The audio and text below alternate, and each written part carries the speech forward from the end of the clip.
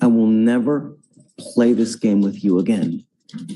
If you and I see each other again, I'm assuring you a very lengthy jail sentence. No means no. Doesn't mean maybe. Listen up. This isn't a simple argument between exes. It's the collision of parental rights, court orders, and where persistence becomes harassment. We got a father who says he's only trying to get his 15 minutes of FaceTime with his child, and a complainant who says repeated calls turned into nonstop harassment. Over the next few minutes, you'll hear call logs, screenshots, probation history, and a judge trying to thread a needle. Protect a parent's access to their kid while keeping safety and order. Expect legal nuance, contempt, visitation enforcement, and modified probation conditions, but also human drama, fear, regret, and the real risk of escalation. Would you keep calling if you had only a quarter hour with your child, or would you let the courts enforce it? Stay tuned. Maybe. Does it mean she's got my kids? There are proper ways to fight someone who doesn't want to give you access to a child. Calling 30 times, 50 times is not the way to do it. I emailed you the videos this morning. Basically, long story short, he picked up, the client says she filed charges, but then when he asked for bail, the charges weren't filed for harassing her. So I sent you over the harassment videos and content. Whoa. Yeah. Whoa. Whoa. It was like a FaceTime call with his daughter. Where are you? Here we go. So she sent screenshots and then Okay, hold on. Oh, that's business. If you scroll down to the very bottom, you'll see like the videos, and then those are your screenshots. Yeah. Oh, I see. Yeah. Let's play. Council for reset. Yeah. Here we go. And there's Is he here? it's the first one in like the gray. Travis Robinson, come up. Do you know why you're here, Mr. Robinson? Judge, I do not. Think. Do you know why you're here? Concerning my baby mama, she said I been bothering her or something. That's the only thing I can assume. I honestly do not know. I've been doing my classes, just started my probation, been trying to do good. You were on probation for harassment. Can I give you a cause number? Yes, please. It's 247-4460. Mr. Travis Robinson was placed on probation for harassment in March of this year. What did we ask you not to do? Right. Have you been bothering her?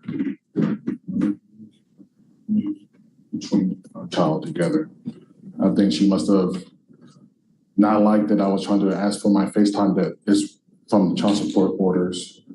And I guess she must have thought I was harassing her from me continuously asking or calling to get it. And I think that turned into harassment. It was nothing towards her. What does harass mean, Mr. Robinson? Over,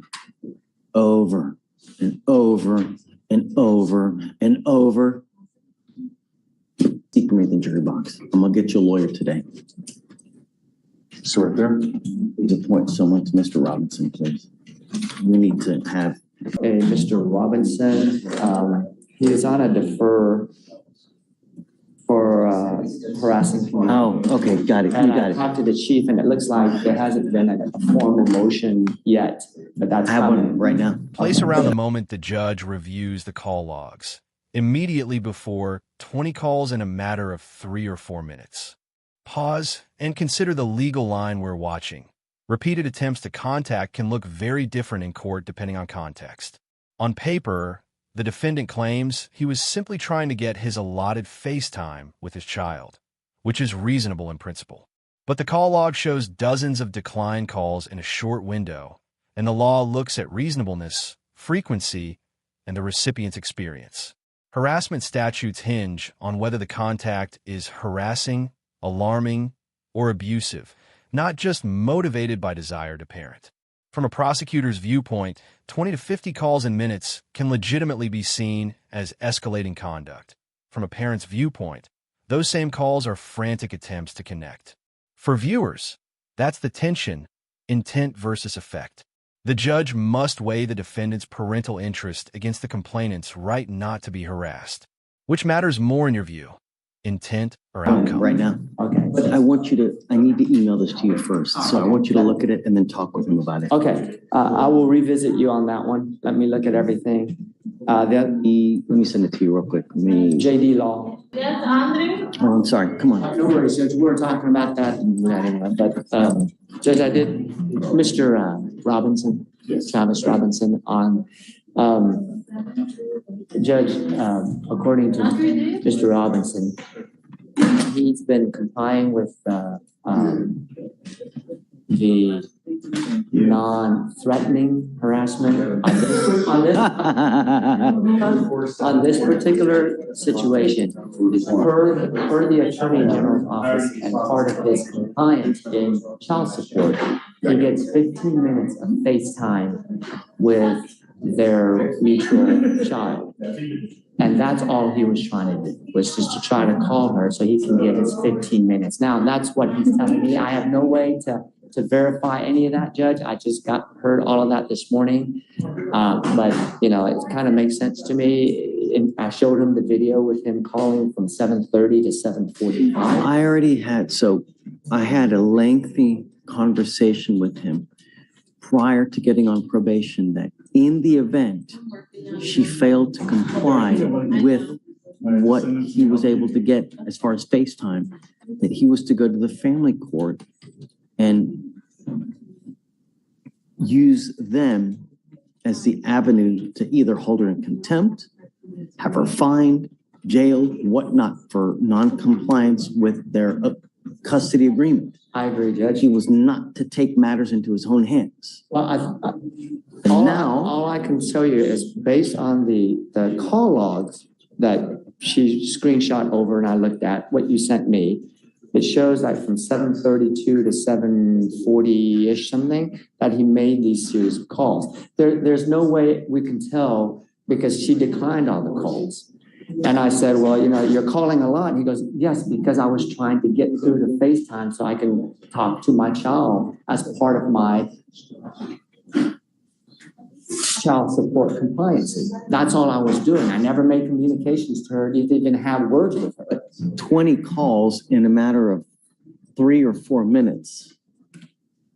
But if you're trying to get to me, it's reasonable, Judge, because he's trying to get through. Many times is not reasonable. Well, come up, Mr. Robinson. If he was trying to get through FaceTime, he would keep trying because he only has that allowed time to get through to see his daughter. I told you the last time you were here that in the event she was non-compliant with your custody arrangement, you were not to take matters into your own hands with the repeated 20 to 50 to 150 phone calls that you do. I have proof to the contrary, Mr. Robinson.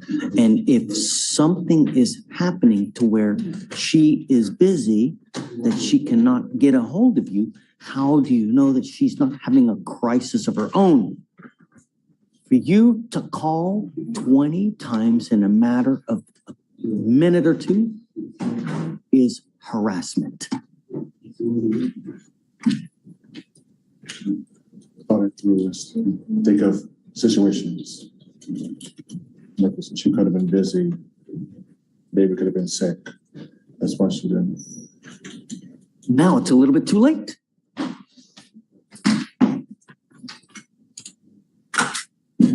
Myself instead of. Ma'am, he goes with you. Bye-bye, Mr. Robinson. You didn't get it last time. Yeah, See if it happens this time. Well,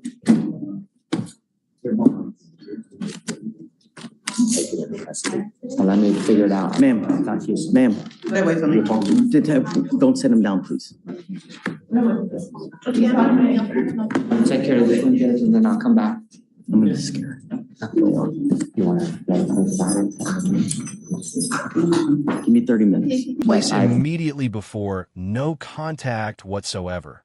The moment the judge moves to bar contact and contemplates incarceration. This is the operational pivot in the courtroom. The judge is deciding how to stop the behavior without cutting off the parent-child relationship entirely. Legally, the bench has options: tailored contact windows enforced via probation, contempt proceedings in family court, or an outright no-contact order that could trigger custodial consequences for violations. The judge is explicitly balancing two duties: protect the complainant from harassment and preserve a parent's lawful access to their child. Notice how the bench invites a practical solution. Bring the custody order, set a specific Facetime window, and use probation as the enforcement mechanism, rather than simply punishing. But also watch the warning. Repeated violations could result in jail. For the audience, courts often prefer administrative fixes, scheduling, supervised contact, because they reduce recidivism. Punitive measures are a last resort. Would you favor a supervised schedule that restricts spontaneous contact, or zero contact until family court sorts custody? Sound off. What would you risk to see your child tonight? 30 minutes. But I've talked to Mr. Robinson. He is truly remorseful. He knows he didn't make the best judgment. He did get a new job at Cracker Barrel on the town center in 59. He's terrified that he's going to lose it. He has to go to work at 9 in the morning. His mom is actually waiting. Mom's here? No, she's in the car downstairs waiting on that. So I told him that I would. I just wanted to kind of update you what I found out more. He is, in terms of AG and complaining witness is absolutely fed up with him calling and calling and calling. And how many, do you have the case pulled up? Judge, if we, give him amended conditions like zero tolerance, one too many times, and he's going in, anything I saw it, Judge. I get you. But again, if there's this FaceTime thing that he's just trying to see see his daughter. But why don't you just say, besides the no contact, the FaceTime, just don't have any communication with the ex, and that way they have some space, and he's only allowed to call during the FaceTime time. And if that's not possible, the problem is that Shatoria, what exactly did we tell him that he was not allowed to contact her only for purposes of the visitation? What do we do now? But I think it was harassing the third. Well, that I know. Yeah, because. That 4066. I'm trying to pull it up right now. 4066. Yeah. Sorry, man. I'm trying to pull it up. 247-4460. That's, maybe no contact except for the time. I don't think he's incapable of having contact without, so maybe we should just do no contact at all. Yeah, that's what I was saying. That no contact except for Didn't add anything about. All we did was just no threatening, harassing, abusive contact, and that's obviously. Well, they have as part of his child support, he has 15 minutes of FaceTime, and that's the time. Do you have? Still 2 minutes. Personally?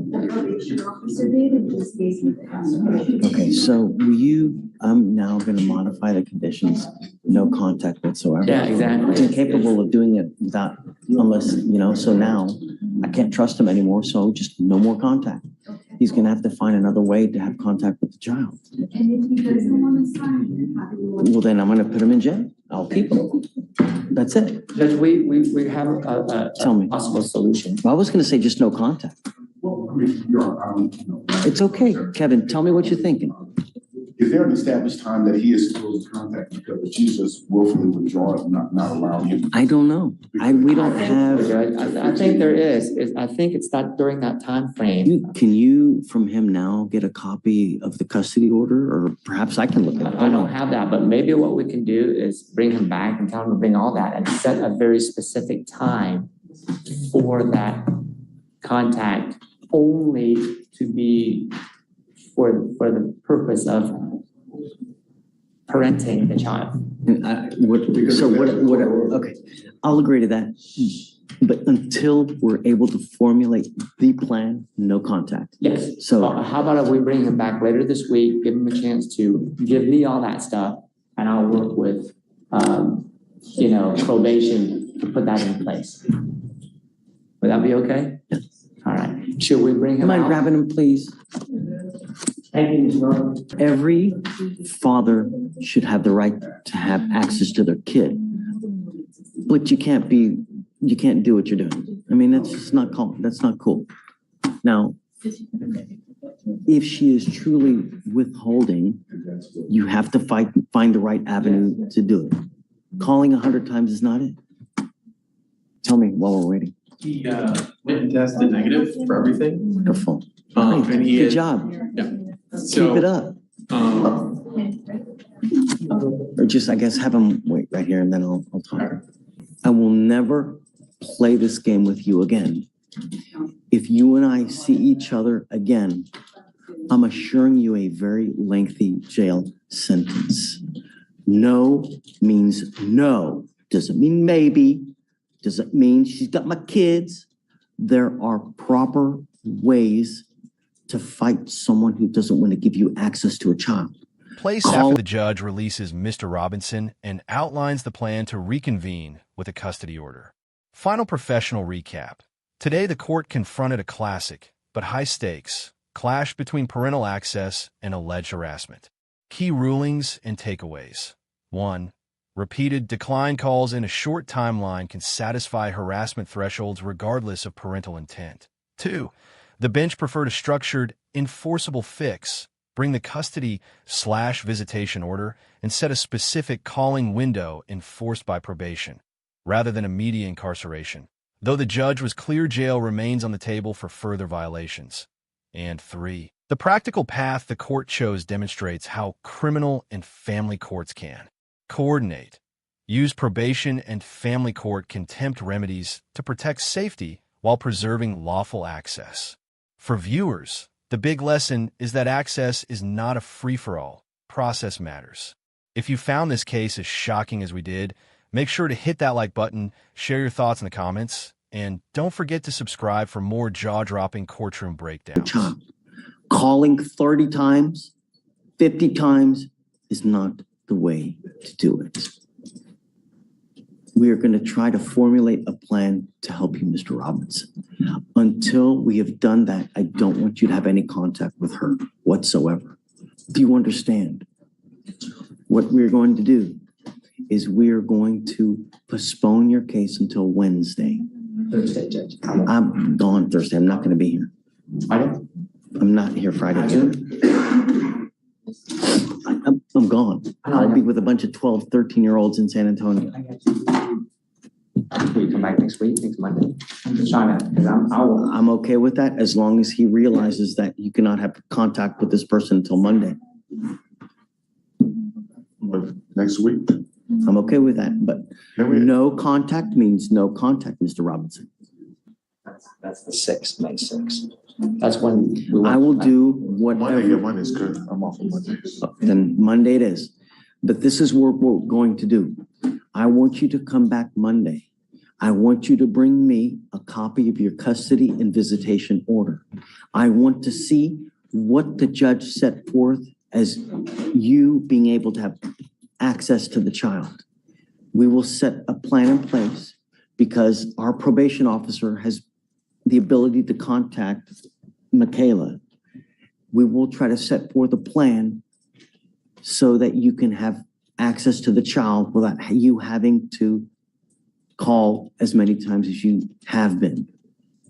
All you're doing is you're alienating her even more, where she's going to restrict further access. You're going about things the wrong way. Do you think someone wants to have them contact 50 times? Right. Do you think that's going to have them resent you more? Yes. So we're going to try to create something for you. On Monday, when you come back, bring me a copy of the order. We'll see what the judge said as far as time is concerned.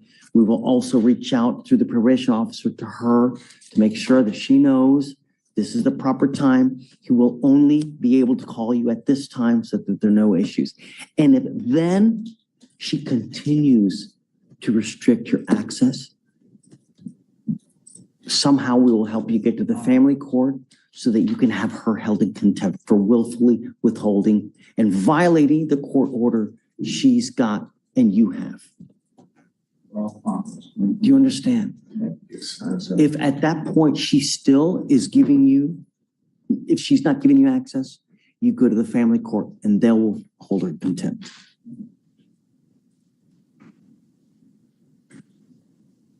Okay. Thank you, Judge. No contact until we get something set up. Okay? All right. You can, please. You can let him go.